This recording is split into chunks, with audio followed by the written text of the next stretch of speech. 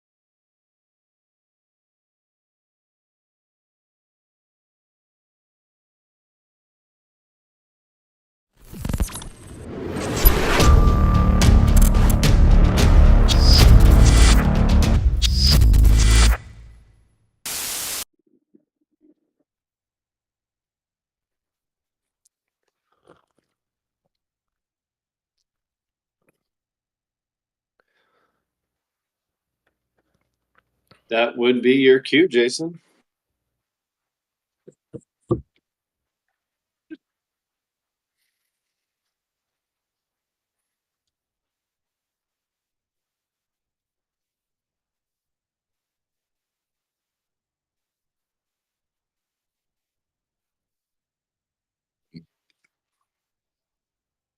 Mm.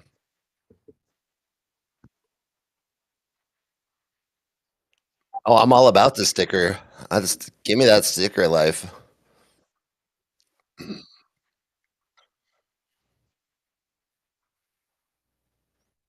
Oh, that's real nice.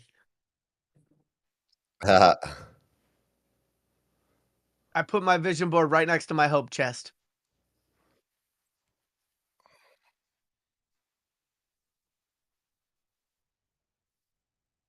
don't know who that is. Neither. Mr. Stephen Foster. John Doe. Dude, you denigrate his memory by not even knowing. I know. And I don't feel bad about it.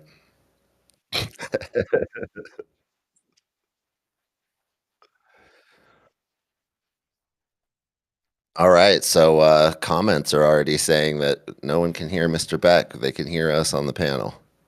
They cannot. That's actually an improvement to the show. They can't hear me. Yeah, we've improved the show. I love this. I love this. It is. Why give them the boot when you can give them the mute? All right. Ooh. Fair enough. You guys, that's cute. That is cute. Well, let's see. Is that? There we go. And Ooh, there we go. Look at And now that. they can hear you, bud. Now they can. Yep. All right, perfect. work. Yeah, great job. And by the way, we do want to give a big special shout out to Anthony, who is running production, is going to be running production for us going forward, and we want to thank him.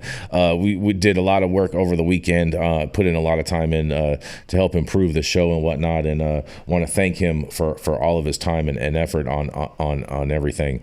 And also, so you guys didn't hear me say that it's National Rubber Ducky Day, huh? No, they didn't hear you say anything, dude. Oh, dude. Well, let me start over then. Good morning, you guys. It is Monday, January 13th, and today is, that's right, it is National Korean American Day. Yarrow. All right. It's also National Sticker Day. And that is where I entered with the Yep. I'm all about the sticker life. Yep. It's also National Vision Board Day, and Yarrow said he keeps his vision board next to his hope chest. And then Stephen Foster Day, and no one knows who Stephen Foster is, apparently. I can't believe you guys are so out of touch. Now I have to Google this. It's also National Rubber Ducky Day, and you're going to love this, Yarrow. I think this might be your favorite dessert. It is National Peach Melba Day. What do you guys say about that, Jenny Beth? Georgia peaches? Peach Melba? Anything with peach is good. Anything with peach is good. Fair enough. Well, now I feel terrible because Stephen Foster is the father of American music. Mm-hmm. Very famous composer. Yep. And I should know that. You should have known that, Jesse. You should have known. know. But now you will. Now you just got a new Now I wrinkle in do. your brain. You'll I never just- forget it. If All you right. feel bad, just eat a peach Melba. It'll make you feel better. A little Yes. food therapy. Yes. All right. Jenny, how are you doing this morning? Can you hear us? Got your Pedialyte going? I love it. I love it. Get those electrolytes, girl. All right, DLL, thank you all for joining us and getting high at 9 with us. It's also high noon on the East Coast. And please remember to like, share, and subscribe to us on all social media platforms. You can look up above and down below on your screen to see exactly where we live on the internet. And we are live every Monday through Friday on YouTube, Rumble, Twitch, X, Instagram, Facebook, and on our very own website at www.highat9news.com. So welcome to everyone joining us from any one of those platforms, you guys.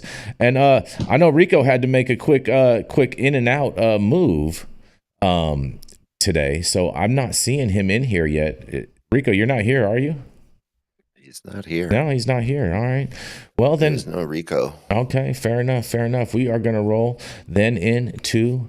We're going to start this train off with who was it today? Which one of you guys had your story in first? Oh, Miss Jenny Beth Dills. Nope. Yeah, you had your story in first. Out of everyone else, you had your story in Did I first today. really? You did. Yeah, you did a great job today, Jenny Beth. That's right. It is America's And he did do it. sweetheart, Miss Jenny Beth Dills. She's the founder of Kind Cannabis Consulting and of Justice Served, a 501c3 that can help you get your life back on track if you are an incarcerated individual. That's right. And you guys, we are giving it up for none other than Miss Jenny Beth Dills. You gotta pull it up. I haven't been first in a long time, Jason. Cool. I guess my phone's gonna have to work today. Mm-hmm. Yeah. We love it. So there was a cool incident that the DCC actually did something helpful. Really? For Get those outta of you here. that are California, LA-based operators, you might have noticed when you logged into your metric, there was a notice at the top, a little bulletin that said, if you are affected by fires, you could essentially just get the fuck out, go take your product, and then call them afterwards and let them know about the move. So in California, cannabis licensees impacted by the wildfire crisis affecting the Los Angeles area have been reminded they can request disaster relief from the DCC. California is no stranger to events such as wildfires, floods, earthquakes, and winter storms, but Los Angeles has been severely tested during the wildfire crisis, with so many residents and businesses being affected. Among them is the cannabis sector. Licensees have been encouraged by the DCC to request disaster relief where a regulatory requirement can't be met. One of the issues is moving stock out of harm's way as a proactive measure. After some earlier confusion, the DCC says licensees faced with an immediate wildfire threat were not required to contact the agency before moving cannabis or cannabis products, as long as they were placed in a secure location where access is restricted to the licensee and their employees and contractors. After moving the products, the DCC must be notified the cannabis has been moved, and DCC staff must be able to access and inspect the location. Last week, the California Cannabis Industry Association said it stood in solidarity with impacted communities. Our hearts go out to all those affected, including our members, employees, and partners who are facing unimaginable challenges and hardships during this tough time. So, California's fires are continuing again. I just got the alerts. The winds are kicking up today, so hopefully everyone is staying safe. But that is the first time I've seen the DCC be helpful in a reasonable amount of time. So that's good and good to know for operators. Throw it back to you guys. I mean, I'm glad that the DCC is at least helping out a little bit. I mean, because we know the federal government's not going to help out at all whatsoever in regards with this with any cannabis operators. So that's a start, I guess. Yep. What do you got to say about this, Yarrow? I know. Pull out your soapbox, bro. Look, I've been a little disconnected from social and the news.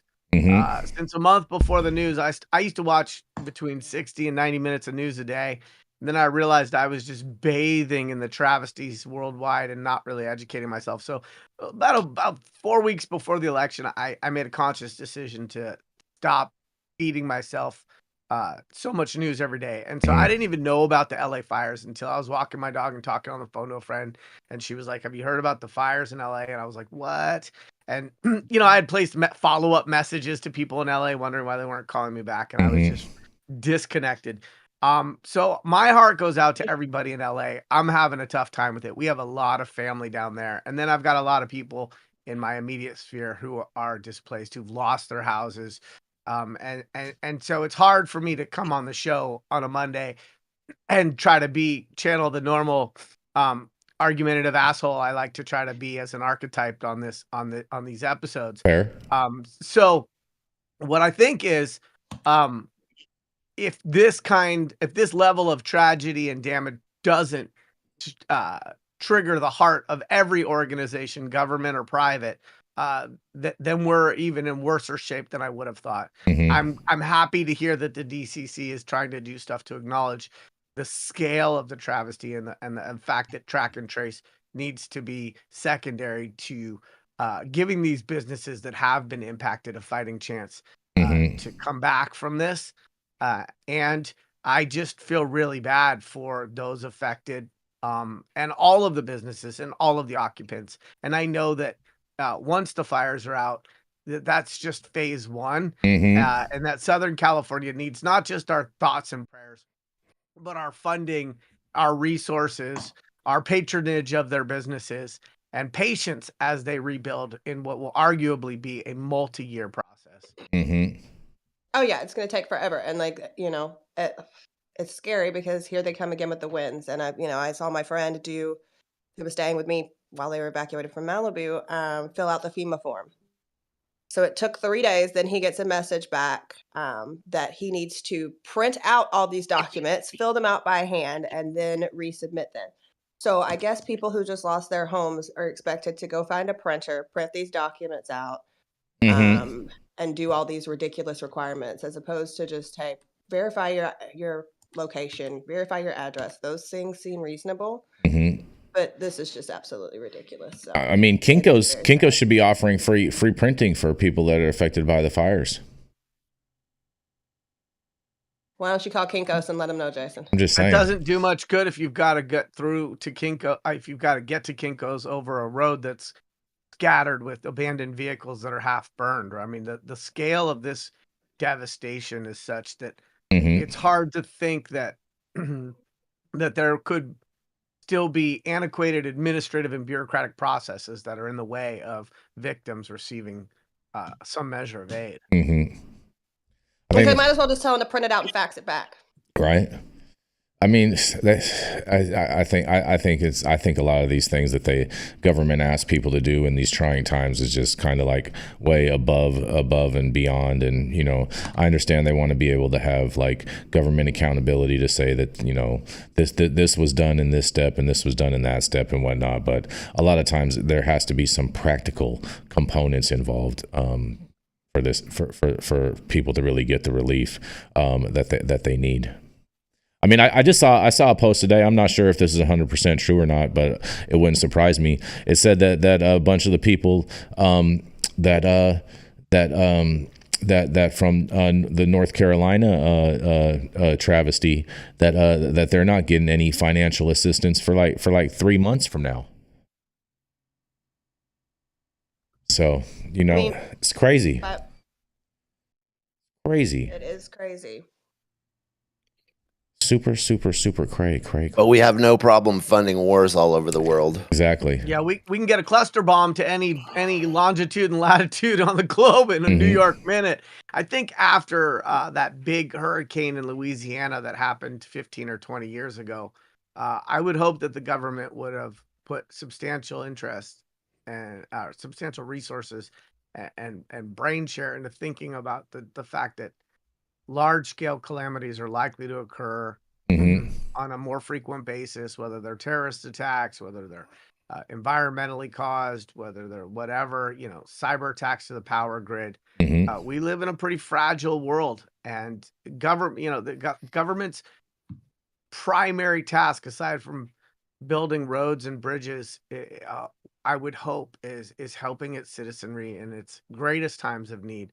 And this is one of them. And hopefully we can avoid being too partisan, because a lot of these organizations, these departments are theoretically nonpartisan. Let you tell it. And we need to think about what level of funding we give these departments during times where there is no crisis, because it's too little too late at that point to second guess the level of resources that have or have not been provided to those organizations. But moving forward, I would hope that we could all agree that, probably the best use of taxes is disaster preparedness. Yeah, well, it's tough to not necessarily do that and not acknowledge the fact that, Karen Bass took $17 million from 17 and a half. She wanted more. 24 and reallocated it. Yep. And it's not worth, it's worth noting that the funds from FEMA for disaster relief for things like North Carolina and things like this fire were reallocated to asylum seekers. So, yep, exactly. We gotta have to acknowledge what happened. Well, in LA, those funds were rediverted towards the unhoused population, but unhoused, homeless. Look at what we have now, which is we have an even greater unhoused population. And homeless population. A houseless population now. And so I think it's worth pointing out that if there are no disasters, those might look like prudent penny pinching measures. But when there are disasters, if we don't have the resources in place to mitigate the impact on everybody, it's pretty penny wise and pound foolish. And that's probably the world's biggest understatement on a Monday morning. Fair enough. Fun fact, the woman who's running LADWP, who was responsible for having access to water for the Palisades and the firefighters where there was no water, where there was planned draining of their only reservoir, guess what her former job was? As she makes $750,000 a year over DWP. She was over Southern California Edison when PG&E, sorry, when the fires. Oh, when the fires. Oh man, so she has priors in fires. She does. Interesting. You have any thoughts on this, Clayton? I mean, the whole thing has just been such a mess from start to finish. I have a lot of friends out in Los Angeles. I have family out in Los Angeles that have been affected by the fires. My cousin is a pastor out there. His church burned down. And it's been pretty crazy just to kind of see just the vast mismanagement out in California. I live in Colorado, so I'm not super intimate with California politics, but I do know that you guys pay some of the highest taxes in the nation. You would think that there would be water in your fire hydrants, right? Exactly.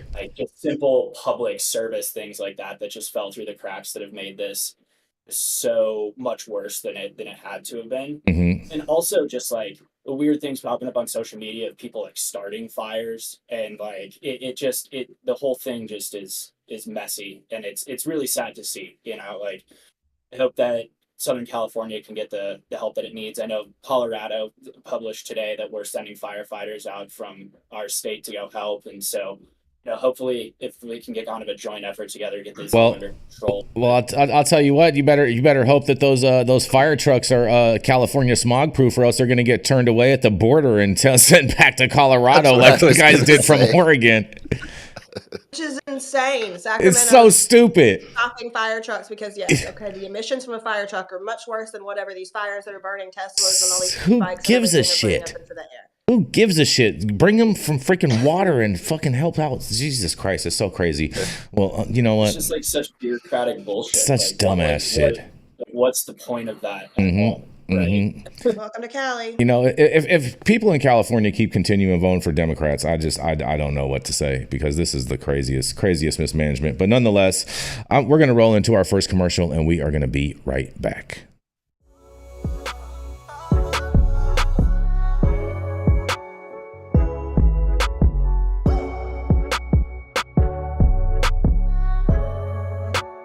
I'm gonna go next.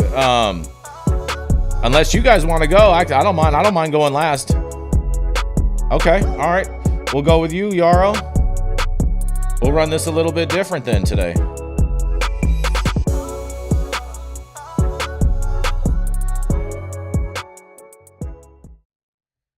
We are back, you guys. We are back.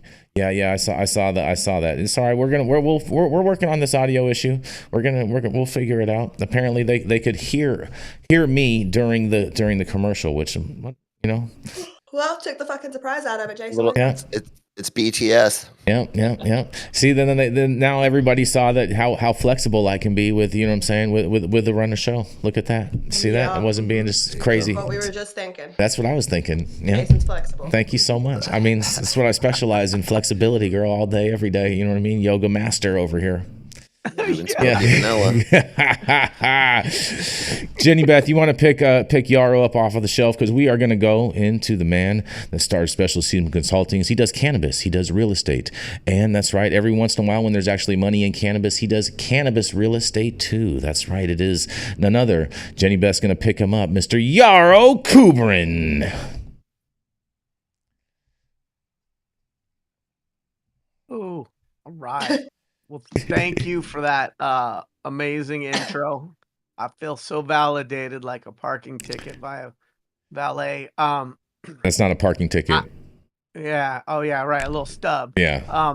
So this is, like I said earlier, this is a hard day for, I think, all of us. And so with a heavy heart, I'm happy to be here. Thanks for everybody tuning in on a Monday morning to the only daily news show that covers the last 24-hour news cycle and cannabis and hemp news. And my heart goes out to everybody in LA and everybody affected by the most recent wide-scale travesty and devastation here in this country. So my article is actually from the other side of the country in New York, off of lohud.com, and hot off the press, published very recently over the weekend. And without further ado, marijuana dispensaries sue New York over alleged misstep in cannabis rollout. David Robinson, New York State team. A group of marijuana dispensary owners on Thursday sued New York cannabis regulators for allegedly illegally allowing pallet shops to open too close together. The lawsuit, which joins other challenges to New York's recreational marijuana officials of improperly approving licensees for marijuana dispensaries seeking to open within 1,000 feet of legal pot shops already granted licenses, court records show.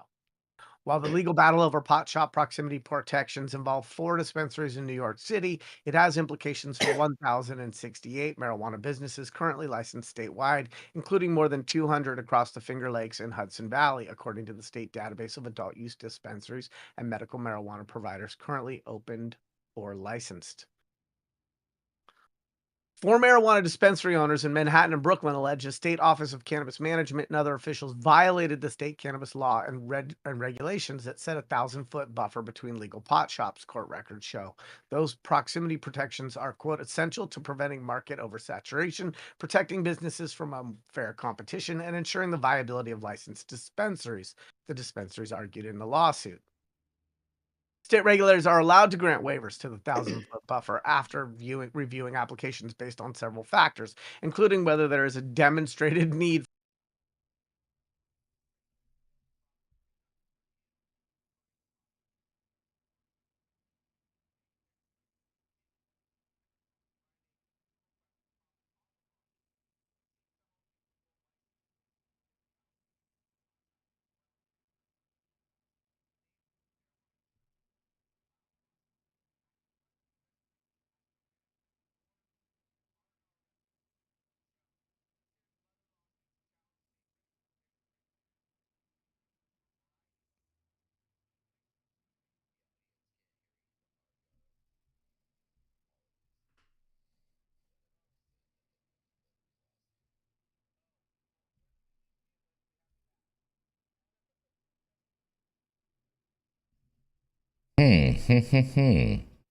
Very, very interesting.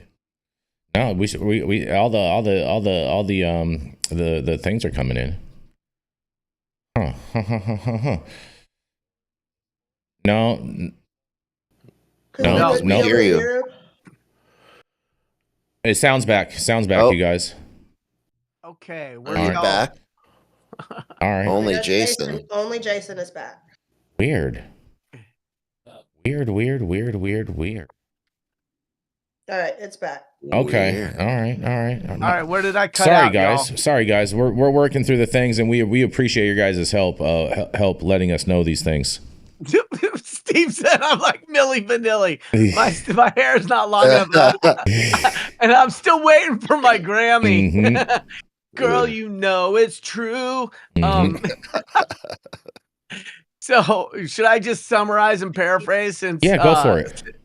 Okay, so what I was saying before I was rudely interrupted by silence, I know what it was. It was the digital ecosystem trying to have the moment of silence for Los Angeles that I should have let in with, and like I probably should have just put my head down and we should have had a non-denominational prayer to kick off the show. So that's really actually what happened. But basically, the gist of this article, if I was going to be like a Rico Lamitte and not read the article and just summarize it for you and be better than I am, I would say that this article is about 4 New York dispensaries suing the New York cannabis regulators for violations of the 1,000-foot dispensary rule. And so let me just then instead kick off with my commentary. The first is I am very reluctant to litigate things. I think the world, this country especially, is far too litigious. And I understand why private enterprise gets so frustrated that that's all they think they can do to try to get government officials to do their jobs in a way that is more consistent, more transparent, more ethical. And I have often railed against these dispensary buffer requirements, including as recently as last week when a dispensary was facing the inability to have its dispensary because it was too close to a juvenile detention facility, which was being considered a school. So the thing about these 1,000-foot buffers in densely urban markets is you're basically talking about a quarter-mile radius between dispensaries in what is probably arguably one of the densest cities in all of the United States. And so I personally think that these radius rules are a bit protectionistic. I don't think they make sense. I think that in urban environments, they make even less sense. And I also don't necessarily think they align with the notion of a free market. That said, it's not great when the government decides that they're not going to uniformly apply their published rules. I also don't like the radius requirements as typically written because they create real estate bubbles. It makes less opportunity, less places that will qualify based on radius being quote unquote radiused out. And that typically means that operators spend more on either purchases or rents because they have limited choices. So that said, I still don't think it's fair for the government to make waivers to that radius unless they're willing to publish what those deviation guidelines are and to make sure that everybody has an even playing field. And I also question the wisdom of these regulated stores complaining about the unfair competition from a regulated dispensary that's a little less or maybe a lot less than 1,000 feet away, because it, in my mind, fails to acknowledge that the greatest competition to the regulated industry is the unregulated industry. And if regulated operators in New York want the best chance of success, I would argue that their greatest threat is the unregulated bodegas and the guy who's the plug who delivers, and not the other brick and mortar dispensaries. And so I would hope that they could eventually adopt a co-opetition mindset and see other brick and mortars. A co-opetition mindset. That's cute. And see these other regulated dispensary owners as fighting for pieces of the same pie, but not fighting against each other. So interesting. This is Yarrow Kubrin, High at 9 News, Monday, January 13th. I'd like to hear what my other guests and pundits think and feel about this story today. Well, man, New York is the gift that keeps on giving, and this does not surprise me at all, one bit.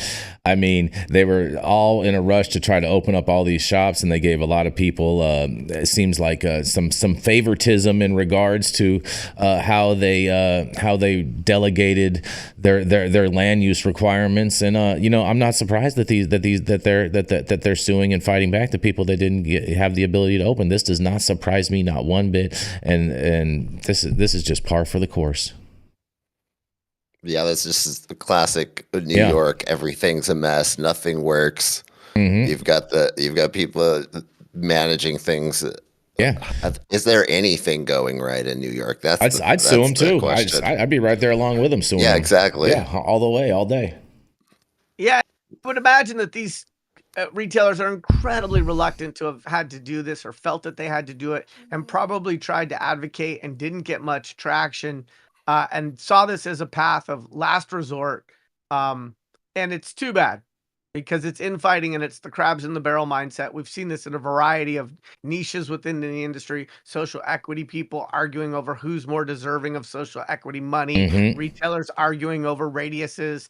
And so anytime people are suing, I think it really is an indication that things are pretty broken, because I don't think that's most people. Does it sound like there's a chance that this lawsuit could actually open up the rules? Probably a greater chance that this lawsuit is going to prevent those other retailers from opening. But revisiting those it's just going to shut everything down. Yeah, but revisiting those radius rules, I mean, they don't make any sense. 1,000 feet in a dense urban environment doesn't make any sense. If you want, little competition's typically not bad for the consumer. Yeah, of course. What do you think about this? I think somebody should just write a case study about how to not open up an adult use market and just like feature New York. It's been such a disaster from the beginning. And California. True. But I mean, New York, what is this? Like the 1,000th time somebody's sued the Office of Cannabis Management? Oh yeah, it's been so great. That's why I say New York is the state that keeps on giving. You know what I mean? Like it's amazing. Like we love this. I think this is fantastic. It's great for good news, but it's a really big pain in the ass if you're trying to be a New York operator. Yep. Yes. Jason selfishly loves it because it gives him something to do with the title. I mean, I just I love this kind of stuff, you guys. I enjoy it. I enjoy it. Well, it's also bad for onboarding capital into the space. I mean, you're a retailer, you got approved, you're not built out, you're ready to go. Your investor sees this, freaks out, withdraws the check. So any kind of instability that's a byproduct of the way in which rules are implemented, rolled out, or the way in which there's unintended consequences, and it creates confusion or litigation or uncertainty about what's going to happen and how players are going to be able to participate, is bad for money into the space. And the money that's come into the space has been too expensive and not enough. And so if we can get a lower cost of capital, I mean, everybody wants to talk about safe banking. Oh, that's really great. So you can put your money in a bank. How about let's get some money that goes into this space that's not a Tony Soprano style interest rates, lower the cost of capital, and worry more about being able to get SBA, SBL, and the conventional sources of business startup funds at rates that are commensurate with other industries. And so these kinds of headlines are just, more nails in the coffin for enthusiastic investors wanting to participate in the industry. And it bothers me because it doesn't just impact these retailers, and it doesn't just impact the retailers that are within that 1,000 feet. It impacts the entire industry, and not just in New York. Yeah, these operators are under a dog pile, man. Literally. Fair enough. Fair enough. Well, New York, I love New York. So screwed up out there. So this, man, they couldn't have done a better job of screwing this whole thing up, in my opinion. That's what they do. Well, I'm gonna keep this train rolling. I actually have some good news for you guys today. You guys ready for this? Yes. Okay. All right. Jenny sounds really excited for this story. Because guess what, you guys? DoorDash launches cannabis home delivery, you guys. That's right. Gig economy delivery service DoorDash announced on Thursday that it would begin offering home delivery of cannabis products containing CBD and THC, the compound primarily associated with the classic marijuana high. The company will offer delivery of hemp-derived products, including cannabis gummies, beverages, and more. Online cannabis news source Marijuana Moment reported this on Thursday, you guys. In a quote, they say, "With the growing demand for hemp-derived THC and CBD products, we're excited to expand access to a wide selection of products consumers crave," Jacob Morello, Director and General Manager of Alcohol and Emerging Categories at DoorDash, said in a statement from the company. In an additional quote, they say, as preferences evolve, DoorDash can now help eligible customers find new products to safely enjoy while they unwind and recharge in the new year. That's right. DoorDash is joining forces with companies including Total Wine and More, ABC Fine Wine and Spirits, and others to deliver products such as THC and CBD gummies and beverages, chocolates, mints, and honey sticks. That's right. The 5 most popular products during a pilot phase for the new product category.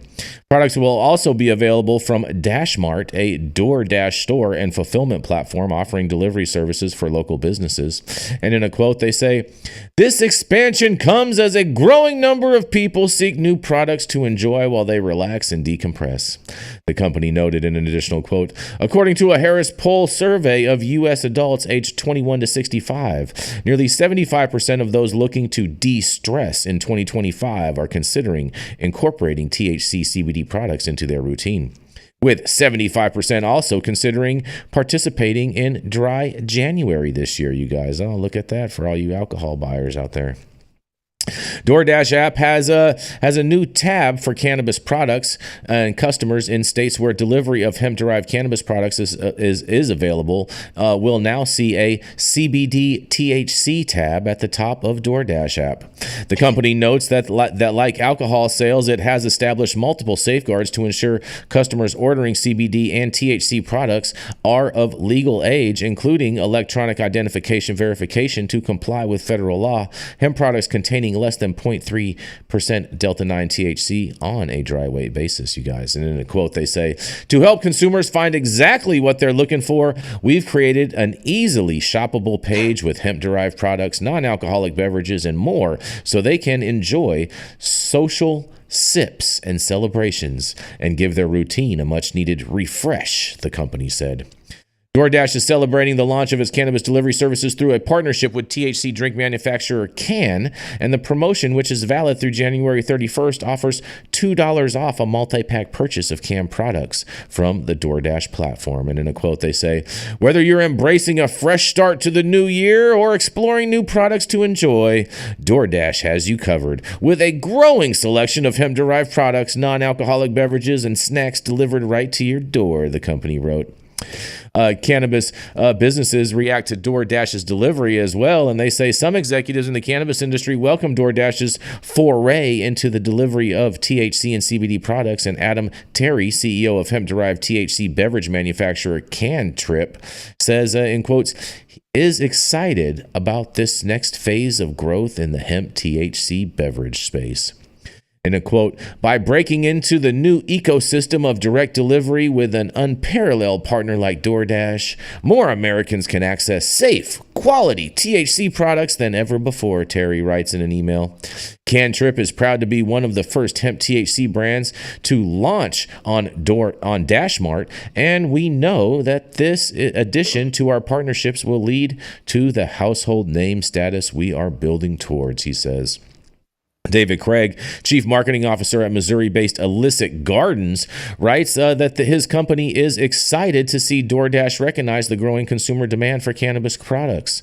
And an additional quote says, their entry makes it easier for customers to access high-quality products and is a step toward the normalization and mainstream acceptance of cannabis. Craig notes in an email and says in a quote, this is an exciting time for the cannabis industry, and we hope regulators are taking note to make it easier for businesses to thrive in this space. And others, however, do not see DoorDash's launch of home delivery of cannabis products as entirely positive development for the regulated cannabis industry.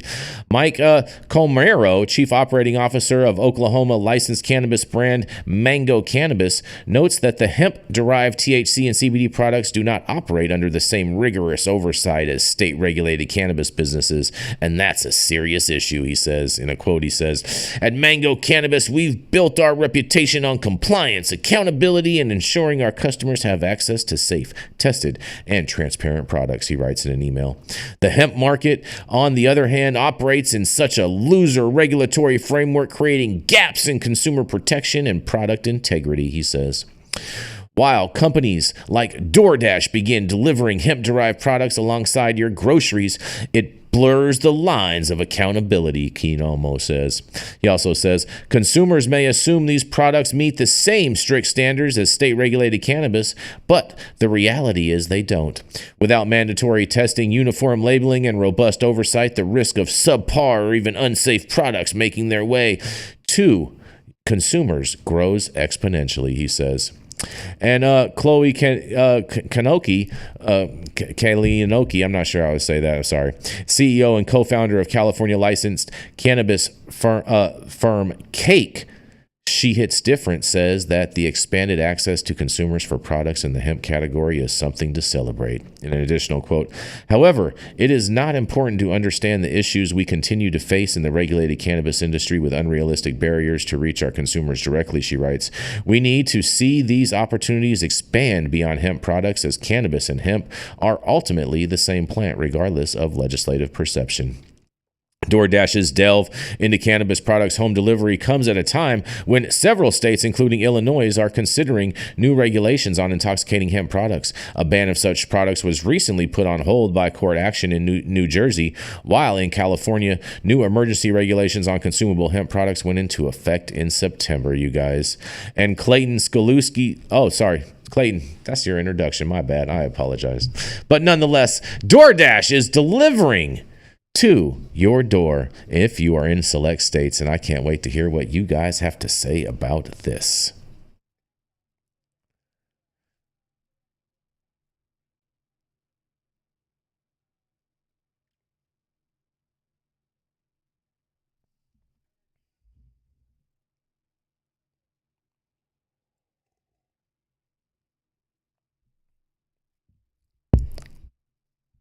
Mm-hmm.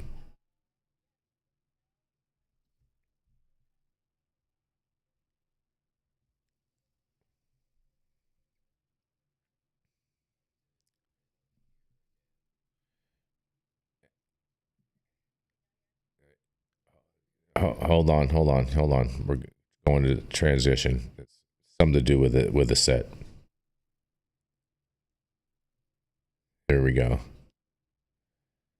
All right. How about now? You guys hear anything? Just me. Jason's on, no one else. It came back and then, there's Jason. Okay. Yeah. So you guys can hear Jenny. You guys can hear Jenny now, because Steve says that it's working now.